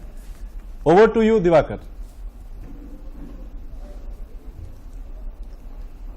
सुप्रियो जी, बहुत बहुत दूरदर्शन के स्टूडियो में आपका स्वागत है। किस तरीके से जो शुरुआती रुझान आया है और जिस तरीके से झारखंड में आप बेहतर प्रदर्शन कर रहे हैं, क्या लगता है कि आपने टक्कर दिया है एनडीए गठबंधन को? देखिए, एनडीए गठबंधन तो थी नहीं, वो तो मोदी जी थे। देश ने मोदी जी को हराने का काम किया, देश के लोगों ने। वो तो कभी नहीं कहे कि बीजेपी के साथ या एनडीए के लोगों के साथ। उन्होंने कहा ये मोदी जी की गारंटी है और मोदी को आप वोट करेंगे। तो मोदी का पराजय स्वीकार करते हुए प्रधानमंत्री जी को इस्तीफा दे देना चाहिए। अभी तक क्यों बने हुए हो? जो ताल ठोक के कहते थे कि 370 और लगभग 125 सीट उसके नीचे 240 के आसपास जो अभी तक का रुझान है, वो शायद कम भी होगा। तो जब आपका हार है तो आपको स्वीकार कर लेना चाहिए। क्यों आप सरकार बनाने का कवायद कर रहे हैं? क्यों कल आप एनडीए की बैठक बुला रहे हैं? क्योंकि आपने तो भाजपा और एनडीए के नाम पे वोट मांगा नहीं। तो आपका ये कोई नैतिक अधिकार बचता नहीं है कि पुनः प्रधानमंत्री हो और जवाहरलाल नेहरू से खुद की तुलना करें। आप तो देवांश थे ना, अपने आप को देवता का अवतार बोले थे। तो एनडीए के तुलना में क्या इंडिया गठबंधन जो था, अगर और एनर्जी के साथ, जैसे ममता बनर्जी में थोड़ा फ्रिक्शन दिखा, अगर सब लोग मिलकर लड़ते तो क्या सरकार आपकी बनने की स्थिति में होती क्या? हम अभी भी सरकार बनाने की स्थिति में, रिजल्ट का इंतजार कीजिए। फाइनल रिजल्ट आने के बाद कल इंडिया की सरकार बनने जा रही है, इंडिया के लिए और इंडिया के लोगों के द्वारा। झारखंड में जिस तरीके का रुझान है, क्या आपको लगता है कि आपने जो उम्मीद रखा था उससे बेहतर प्रदर्शन है या उससे खराब प्रदर्शन है? नहीं, देखिए, यहाँ पर जो मूल सवाल था वो आदिवासी अस्मिता का था। और अभी तक का जो आप ट्रेंड देख रहे होंगे कि 5 सीट जो ट्राइबल रिजर्व सीट थे और गांडे का उपचुनाव, ये हेमंत जी के साथ हुई जो नाइंसाफी है उसके खिलाफ आक्रोश है। तो ये आक्रोश आगामी दिनों भी बना रहेगा और हमको लगता है हम लोग को और थोड़ा इंतजार कर लेना चाहिए। कुछ ना कुछ और बेहतर परिणाम का हम लोगों को उम्मीद है। नहीं, जिस तरह के आप आक्रोश की बात कर रहे हैं कि हेमंत सोरेन जी के साथ नाइंसाफी हुई है, तो क्या उस आक्रोश में तो और आपको बेहतर प्रदर्शन करना चाहिए था? निश्चित तौर पे जहां वो 14 का नारा लगा रहे थे, आज वो आधे पे आ गए और हमने तो कभी नहीं कहा, हम तो कभी डिंग हाँकते ही नहीं। हमें मालूम है हमारा लिमिटेशन क्या है। हम यहाँ पर कितने लोगों से लड़े, हम यहाँ पर आईटी से लड़े, सीबीआई से लड़े, ईडी से लड़े, ईसी से लड़े, बीजेपी और मोदी से लड़े। तो इतने फ्रंट पे हमको मोर्चा संभालना पड़ा। उस हिसाब से हमको लगता है कि हम लोग कंफर्टेबल जोन में हैं। एक दुर्गा आपकी परंपरागत सीट रही है, कभी वहां पे बीजेपी भी जीतती रही है, लेकिन जिस तरीके से इस बार सीता सोरेन वहां आगे चल रही हैं, आपके परिवार की एक तरीके से वो बहू भी रही हैं, तो किस तरीके से आप देखते हैं इस परिणाम को जो अभी तक रुझान है वहां दुमका सीट पर? तो ये देखिए, घिनौना प्रयास। आपने वहां पर अपना कैंडिडेट उतार दिया था, आपने घर तोड़ा। आखिर क्या वजह रही कि आप अपने कुनबे को नहीं बचा? दिवाकर जी, एक सवाल सुप्रियो जी से एक सवाल पूछिए। वोटर मेरा कुनबा। दिवाकर जी, सुप्रियो जी ना जी बोला जाए। अमन जी, हेलो दिवाकर जी, एक सवाल सुप्रियो जी से पूछिए कि वो कह रहे हैं कि हेमंत सोरेन के साथ जो अन्याय हुआ है उसके समर्थन में मत या उसके विरोध में वोट पड़े हैं, तो ये केवल 2, 3, 4 जो सीटों पे ही क्यों दिख रहा है इसका असर? बाकी सीटों पे मतलब इसका मतलब कि पूरे राज्य की जनता जो है वो उसको समर्थन नहीं कर रही है या उसका विरोध नहीं कर रही है। मतलब जो हेमंत सोरेन के साथ हुआ है वो बाकी लोग समझ रहे हैं। हमारे स्टूडियो से सवाल आ रहा है सुप्रियो जी कि आप कह रहे हैं कि हेमंत सोरेन के आक्रोश में ये मतदान हुआ है जिस तरीके से, तो इसकी झलक पूरे राज्य में दिखनी चाहिए। तो सिर्फ ट्राइबल बहुल सीटों पे क्यों दिखा, दूसरे सीटों पे इसकी झलक क्यों नहीं दिखा? नहीं, देखिए, बहुत समय में होता है ना कि बाकी जगहों पर भी कुछ पहले से ट्रेंड रहा है कि कुछ मिर्जाफर तो जरूर रहते हैं हर लड़ाई में, चाहे उसको मिर्जाफर कहिए या जयचंद कहिए। आप देखेंगे जिन सीटों पर हमको नुकसान होने जा रहा है, चाहे वो हजारीबाग हो, चाहे वो कोडरमा हो, चाहे वो चतरा हो, चाहे जमशेदपुर हो, रांची हो, तो वहां पर जो भाजपा का जो संपोषित एक टीम है उसको देखिएगा, एक बड़ा हैंडसम वोट मिलेगा, जो वोट कटवा जिसको हम लोग कहते हैं। तो इस बार वो लोग उभर के आए। इसके पहले राष्ट्रीय स्तर पे AIMM थी, अब यहाँ पर एक और आ गया है JBKSS। तो आप यदि इस प्रायोजिक शक्ति के खिलाफ आपको कितने फ्रंट पे लड़ना पड़ता है? ये भाजपा एक तो खेलती नहीं है, ये तो अपने साथ साथ कई वोट कटवा को साथ में लेकर चलती है। तो इनसे एक नुकसान हम लोगों को हुआ है। एक नुकसान हुआ। एक आखिरी सवाल सुप्रियो जी कि जिस तरीके से आपने उम्मीद रखा, जिस तरीके से कैंपेन रखा, क्या इंडिया गठबंधन झारखंड में अगर और ताकत के साथ लड़ती, जिस तरीके से सीट शेयरिंग को लेकर लगातार आपकी तरफ से डिले हुआ, क्या ये सब चीजें पहले फाइनल हो जाती तो आप और बेहतर परफॉर्म करते? देखिए, ये चुनाव के बाद विश्लेषण होता है। अभी तक तो कार्यकर्ताओं ने जो काम किया है, हम लोग निश्चित तौर पर उसका विश्लेषण करेंगे। बहुत बड़ा भितराघात का भी हमको सामना करना पड़ा है आपस में ही, तो उन सारी कारणों की समीक्षा के बाद आपको हम नतीजा बताएंगे। एक आखिरी सवाल, चूंकि कल्पना सोरेन विधानसभा उपचुनाव में खड़ी हुई हैं और वो बेहतर परफॉर्म कर रही है, तो क्या कुछ बदलाव के भी आसार पैदा होंगे या आपकी अब स्टार कैंपेनर वो निकलकर उभरी है जिस तरीके से लोकसभा चुनाव में उन्होंने लीड लिया है? निश्चित तौर पर देखिए, जिनके पति को आपने जेल में डाला, लोगों की एक सहानुभूति उनके साथ है, एक उत्साह है उनको लेकर, नया चेहरा है, नई बातें हैं, तो लोगों को हमेशा ये चीजें पसंद आती है और उसका आशीर्वाद भी हम लोगों को मिला है। और पार्टी की है, पार्टी की एक कार्यकर्ता होने के नाते एक हर कार्यकर्ता पार्टी का स्टार प्रचारक होता है और कल्पना जी ने जिस प्रकार से कैंपेन को लीड किया है, ये आने वाले दिनों में और मजबूती के साथ सामने आएगा। गठबंधन में सब कुछ दुरुस्त, अब अगर इस जो नतीजे या जो रुझान दिख रहे हैं तो क्या आप बड़े भाई की भूमिका में होंगे या छोटे भाई की भूमिका में अगले विधानसभा चुनाव में? निश्चित तौर पर रीजनल ताकत तो हम हैं। हमने तो इस बार भी 14 सीट अपने दम पर लड़ा है, इसलिए बड़ा भाई छोटा भाई नहीं, इस राज्य का को दिशा दिखाने का काम, इस राज्य को आगे बढ़ाने का काम झारखंड मुक्ति मोर्चा करेगी। तो सुप्रियो जी साफ तौर पर कह रहे हैं कि जिस तरीके की उम्मीद थी और जिस तरीके का परफॉर्मेंस हुआ है, अभी कुछ उसमें और भी बदलाव आएगा और चीजें और भी साफ होगी। लेकिन झारखंड के जनता ने एक तरीके से आक्रोश में वोट किया है और उसकी जो हम कह सकते हैं वो रुझानों में दिख रही है। Back to studio. चलिए, सुप्रियो जी का अपना तर्क है, अगर जनता में आक्रोश रहती तो बाकी सीटों पे भी उसका असर दिखता, उसका भी रुझान कुछ और होता, लेकिन कुछ खास सीटों पे ही रुझान जो है वो इंडी गठबंधन के पक्ष में है। अब हम चलते हैं बोकारो, जहां पे गिरिडीह लोकसभा क्षेत्र की मतगणना का काम चल रहा है। हमारे संवाददाता मनोज कुमार वहां जुड़े हैं। मनोज जी, आपको मेरी आवाज सुनाई दे रही है? जी बिल्कुल बिल्कुल जी, बताइए मनोज जी, क्या स्थिति है? अभी कितने राउंड का मतगणना संपन्न हो चुका है और अभी क्या स्थिति है? अभी तक तो 11वें राउंड की घोषणा हुई है, जिसमें लगभग 70,000 से आंसू के चंद्र प्रकाश चौधरी झारखंड मुक्ति मोर्चा के मथुरा प्रसाद महतो से आगे चल रहे हैं।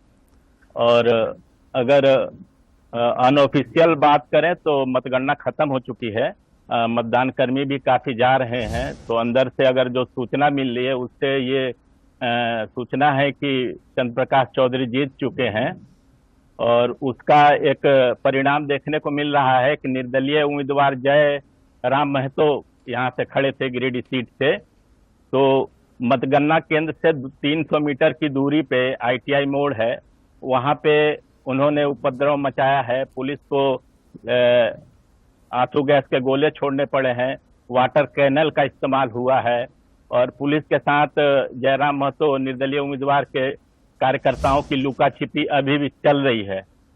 किस वजह से, क्या कारण थे वहां पे उपद्रव मचाने का?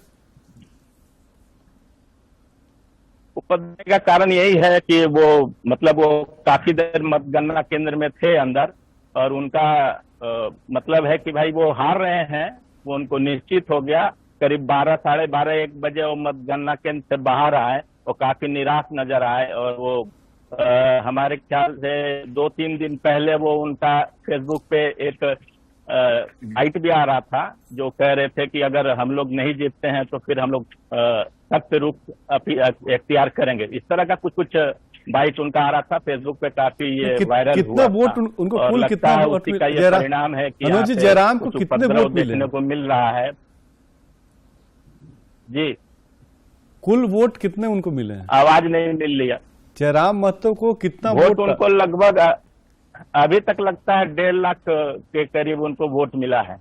अच्छा, पहले यहाँ बात हो रही थी कि मुकाबला त्रिकोणीय हो सकता है, लेकिन वो काफी पिछड़ गए हैं, त्रिकोणीय नहीं हुआ है। यहाँ जेएमएम और आंसू में ही टक्कर रहा है।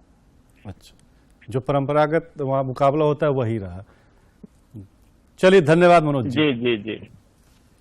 चलिए संजय जी, ये तो आपके लिए खुशी की बात है कि जयराम महतो जो है वो लगभग जनता ने नकार दिया है, जो स्थिति लग रही है। और अभी खबर आ रही है कि उनके समर्थकों ने कुछ हंगामा भी किया है।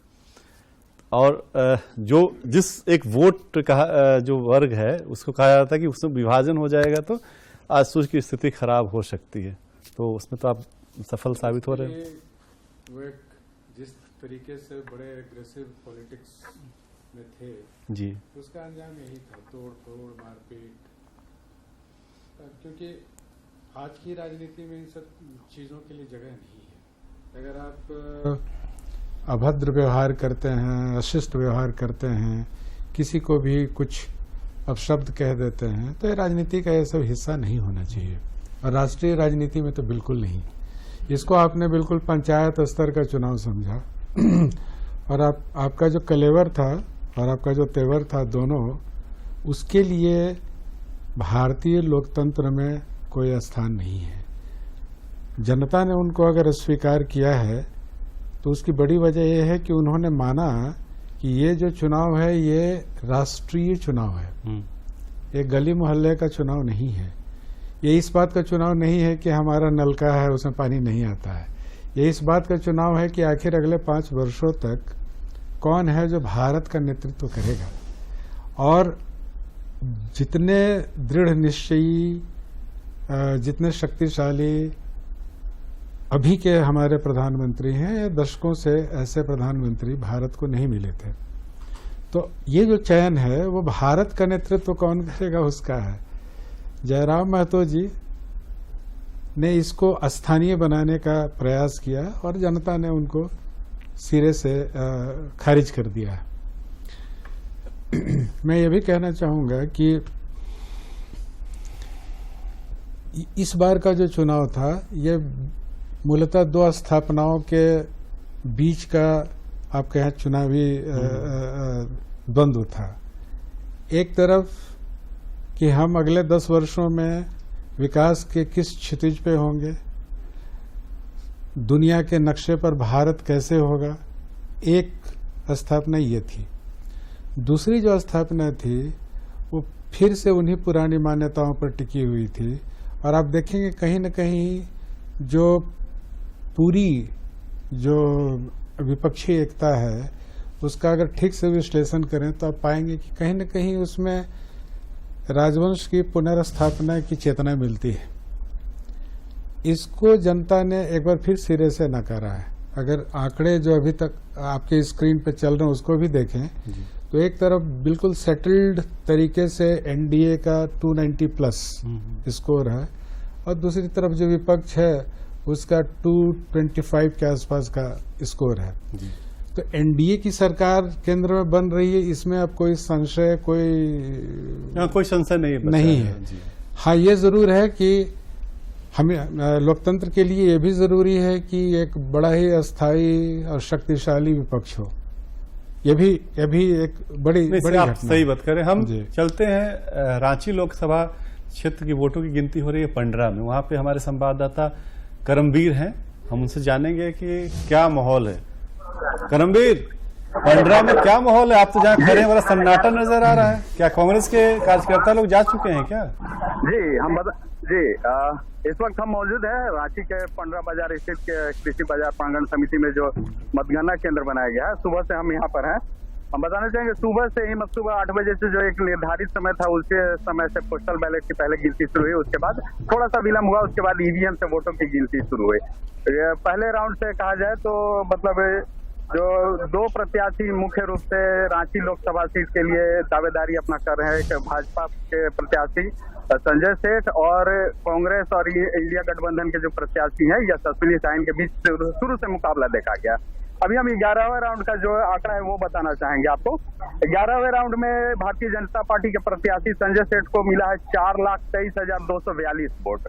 वहीं कांग्रेस और इंडिया गठबंधन की जो साझा प्रत्याशी है यशस्विनी सहाय, उनको मिला है 3,38,301 वोट मिला है। इस तरह से यदि देखा जाए तो जो ये जो डाटा आ रहा है उस हिसाब से जो भारतीय जनता पार्टी के जो कैंडिडेट हैं वो 84,941 वोट से आगे चल रहे हैं। और ये जो आगे अभी चल रहे हैं ये मतलब पहले राउंड से ही भारतीय जनता पार्टी के जो प्रत्याशी है वो लगातार आगे चलते जा रहे हैं। और अभी 11 राउंड का फिर 12 राउंड का है और टोटल यहाँ पर रांची में 20 राउंड का मतलब काउंटिंग होना है। और उसके बाद ये जो पूरा पिक्चर है साफ हो जाएगा। और लेकिन ये कहा जा सकता है बिल्कुल ये जो आंकड़े हैं उस आंकड़े को देखकर कि भारतीय जनता पार्टी के जो उम्मीदवार हैं संजय सेठ, उनका जीतना लगभग पूरी तरह से तय माना जा रहा है, क्योंकि यह 20 राउंड का टोटल काउंटिंग होना है और लगभग 11 राउंड कंप्लीट हो गया। तो क्या भाजपा कार्यकर्ता वहां जश्न भी मना रहे हैं क्या? मतलब रथ जो है रथ बनाया था संजय सेठ ने, मिठाइयां बनवाई। जी, भाजपा कार्यकर्ताओं से भी भाजपा कार्यकर्ताओं से भी हमारी बात हुई, उनमें उत्साह है, वो हम लोग से बार बार पूछना चाह रहे हैं कि बताइए क्या हो रहा नहीं हो रहा। तो हम लोग भी जब बता रहे हैं तो उनमें खुशी है कि चलिए उनका जो प्रतिनिधित्व कर रहे हैं, जिन पार्टी से वो जुड़े हैं भारतीय जनता पार्टी के, और उनके जो सांसद हैं अभी वर्तमान में वो फिर से दोबारा जीतने जा रहे हैं, उनमें खुशी है। और जैसा कि हमने पूछा भी उनसे क्या कार्यक्रम होगा यदि जो कैंडिडेट है जीत रहे हैं, तो बोले कि यहाँ से पहले तो एक विजय जुलूस के हम लोग पहले सांसद जी के घर ले जाएंगे और वहां से थोड़ा और कार्यक्रम होगा, उसको विस्तार दिया जाएगा। मतलब हमको लग रहा है कि संजय सेठ है क्या में दिखने वाला है। पंडरा में संजय सेठ है या अपने आवास में भी है? जी नहीं, अभी वो नहीं है, लेकिन हमें लगता है कि जैसे ही वो राउंड आगे बढ़ता जाएगा तो वो जरूर यहाँ पर आएंगे। फिलहाल नहीं है संजय सेठ। चलिए आप नजर बनाए रखिए। और राजीव रंजन हमारे साथ हैं, कांग्रेस के प्रवक्ता। इनकी व्यस्तता है, लेकिन यहां से जाने से पहले एक सवाल इनसे जरूर पूछा जाना चाहिए था कि यशस्विनी सिन्हा की लॉन्चिंग हुई थी, कहा गया कि सुबोध कांत साहब 2 बार से हार रहे हैं, बुजुर्ग हो गए हैं, तो युवा चेहरे को मौका मिलना चाहिए। तो उन्हीं का वो युवा जो था उनके घर में ही था, उनको मौका मिला। लेकिन अभी जो स्थिति है उसमें लग रहा है कि यशस्विनी सिन्हा का भी जादू नहीं चला, मतलब कांग्रेस यहाँ उसकी स्थिति बहुत खराब हो। तो क्या वजह है टिकट बंटवारे में जो है वो देर से टिकट अनाउंस होना, या संगठन की कमजोरी, या जनता जो है वो आपकी बातों को समझ नहीं पाई या समझना नहीं चाहिए? जो सारे विषय आपने कहा उस पर निश्चित रूप से हम समीक्षा करेंगे। और रही बात की राजनीति में नई पौध का आना भी जरूरी है जी, ये अलग विषय है कि उनकी सुपुत्री को ये मौका मिला और जनता के अदालत में उन्होंने अपनी बातों को लेकर के जाने का काम किया। अब परिणाम आ जाने दीजिए, उस पर हम लोग समीक्षा करेंगे।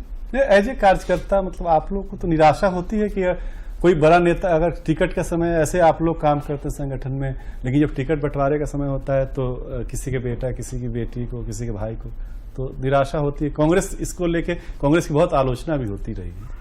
लेकिन इन सारे विषयों को लेकर के हमारे यहाँ जो व्यवस्था है उसको पार्टी नेतृत्व ही देखता है।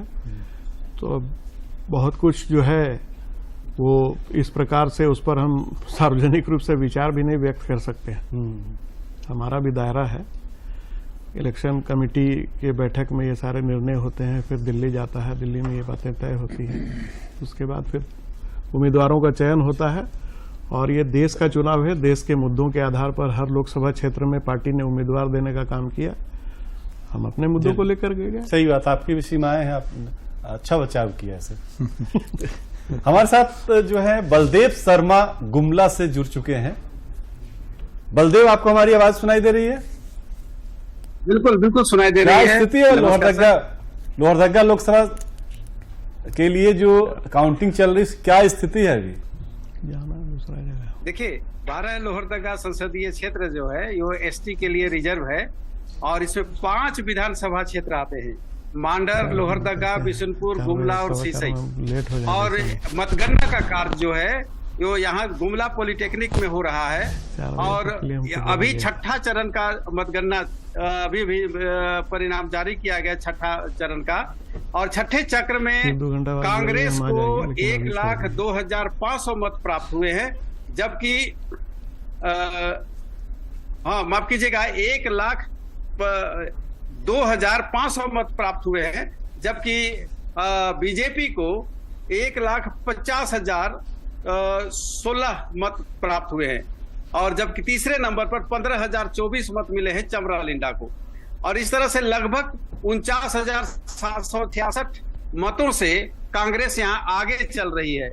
और जैसा मतगणना आरंभ हुआ तब से देखा जा रहा है कि लगातार हर चक्र में कांग्रेस की बढ़त जो है आगे बढ़ती जा रही है और लगातार उसका डिफरेंस जो है सो बढ़ता जा रहा है। और इसलिए हम लोगों का मानना है कि यह अगर बढ़त जारी रहा तो यहाँ 3 बार से लगातार बीजेपी के जो सांसद थे का ड्यूटी था, आ गया होगा वो लगता है। रिकॉर्ड है वो टूट सकता है, कांग्रेस उनसे यह सीट छीन सकती है। जबकि बीजेपी के खेमे में काफी हलचल तो है, लेकिन बड़ा उम्मीद लगाए बैठे हैं कि हो सकता है 14-15 चक्र के बाद इनका स्थिति में सुधार हो, और वो भी जीत का उम्मीद लेके बैठे हैं। ऐसे कांग्रेसी खेमे में काफी खुशी की लहर है, और लोग उम्मीद कर रहे हैं कि यह सीट निश्चित रूप से कांग्रेस को आ रही है। और 3 बार से जीतने वाले सुदर्शन भगत, जिनको इस बार टिकट नहीं मिला था, 2 बार जीत चुके हैं, तीसरा था उनको टिकट नहीं दे करके जो समीर उरांव को दिया गया है, उसका खामियाजा बीजेपी को भुगतना पड़ेगा, ऐसा लोगों का कहना है। बलदेव जी, एक चीज बताइए, चमरा लिंडा को लेकर बहुत सारी बातें हुई, बहुत दावा हुआ, कहा कि भाई बड़ा मजबूत कैंडिडेट हैं, वोट भी काटा। तो चमरा लिंडा ने किसका वोट काटा? किस इलाके में ज्यादा भाजपा के प्रभाव वाले क्षेत्र में लोगों ने चमरा लिंडा को वोट दिया, या कांग्रेस के प्रभाव वाले में? जो अभी देख के तो लग रहा है कि दोनों का वोट कटा है।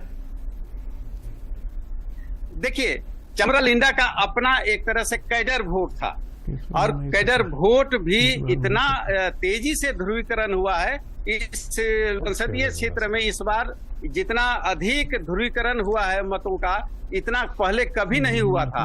और चमरा लिंडा की जो लहर चल रही थी, चुनाव के 3-4 दिन पहले से ही वो लहर गायब हो गई, और जो मतों का जो विभाजन है सिर्फ सीधे सीधे कांग्रेस और बीजेपी में हो गया है, जिसके चलते सीधा कांटे का टक्कर लोग उम्मीद कर रहे थे। लेकिन जिस तरह से लगातार बढ़त जा रही है, और उस तरह से इस सीट पर अभी बीजेपी का सीट जो है छीनने का खतरा मंडरा रहा है। चलिए, बहुत बहुत धन्यवाद आपका। आप नजर बनाए रखें, आगे जो आगे के राउंड में जो भी अपडेट होंगे वो हम दीजिए। प्रदीप जी, लोहरदगा की जो स्थिति है, बहुत परंपरागत सीट रही है आपकी, लेकिन अभी वो स्थिति बहुत खराब लग रही है। क्या ये कैंडिडेट बदलने की वजह से भी ऐसी स्थिति हुई, या चमरा लिंडा फैक्टर, कौन सा फैक्टर आपको लग रहा है?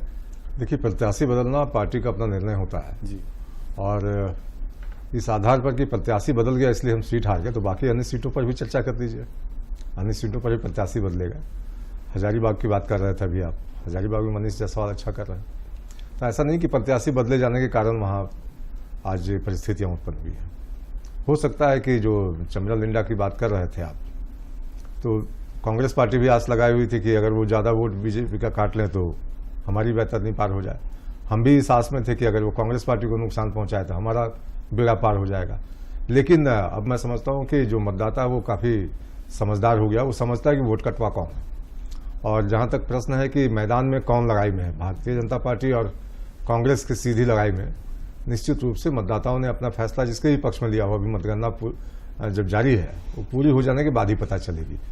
इसलिए मैं समझता हूं कि आपने देखा होगा, अभी जयराम रमेश की आपने बात, जयराम महतो की बात की आपने। देखिए, एक टाइम टेस्टेड होता है नेता, जिसको जनता अपने कसौटी पर परखती है। उसके अलावा उसकी विश्वसनीयता, क्षेत्र में कैसी उसकी साख है, राज्य के लिए क्या कुछ किया है, तो ये चीजें होती है जो एक नेता को सर्वमान्य बनाती है, उसको पहचान देती है। लेकिन अगर भावनात्मक उभार के बल पर कोई अच्छा है कि आकर हम रातों रात छा जाएंगे और अपना लक्ष्य हासिल कर लेंगे, क्योंकि ऐसे लोगों का कोई बड़ा लक्ष्य नहीं होता है, ये तात्कालिक लाभ के लिए काम करते हैं। तो इसलिए जनता इनको खारिज करती है, और बार बार ऐसे लोगों को मैं समझता हूँ हतोत्साहित भी किया जाना चाहिए मतदाताओं के द्वारा। नहीं तो ऐसे फ्रिंज एलिमेंट्स जो है अगर राजनीति पर कब्जा कर लेंगे तो फिर राजनीति दिशाहीन हो जाएगी, और जिस मूल्य और कह सकते हैं आप लक्ष्य को लेकर लोग राजनीति में आते हैं, वो कहीं ना कहीं दिशाहीन होती हुई नजर आएगी। लेकिन एक चीज देखने को मिल रहा है कि जहां पे सीधा मुकाबला था, ज्यादातर सीट अगर गिरिडीह को छोड़ दिया जाए तो लगभग मुकाबला सीधा ही था। लेकिन जिन लोगों ने मुकाबला त्रिकोणीय बनाने की भी कोशिश की, जैसे कि खूंटी में झापा ने उम्मीदवार दिया, गिरिडीह में जो है वो जयराम महतो आ गए, तो वो त्रिकोणीय इस बार बन नहीं पाया। क्या संजय जी, आपका अनुभव क्या कहता है, इस बार किस तरह जो वोट का पैटर्न रहा? नहीं, बिल्कुल आपने सही कहा। इस बार जो वोटिंग पैटर्न है उसको अगर आप ध्यान से देखें तो बिल्कुल दोनों स्थापनाओं के बीच की लड़ाई ही मानकर जनता ने वोट दिया है और अपना मैंडेट है उसको फ्रैक्चर नहीं किया। ठीक है, कुछ वोट आ गए वो अलग बात है, मगर बिल्कुल विशुद्ध रूप से किसी एक पक्ष को ही केंद्र में मान के वोट दिया है और ये अच्छी परंपरा है।